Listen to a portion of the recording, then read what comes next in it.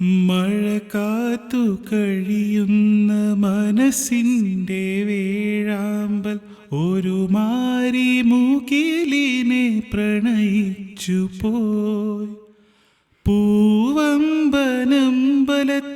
പൂജയ്ക്കു പോകുമ്പോൾ പൊന്നും മിന്നും നിന്നെ അണിയിക്കും ഞാൻ. ആ ആ വാനിടം മംഗളമാലപിക്കേ ഓമനെ നിന്നെ ഞാൻ സ്വന്തമാക്കും. ഈറൻമേഘം പൂവും കൊണ്ടേ പൂജയ്ക്കായി ക്ഷേത്രത്തിൽ പോകുമ്പോൾ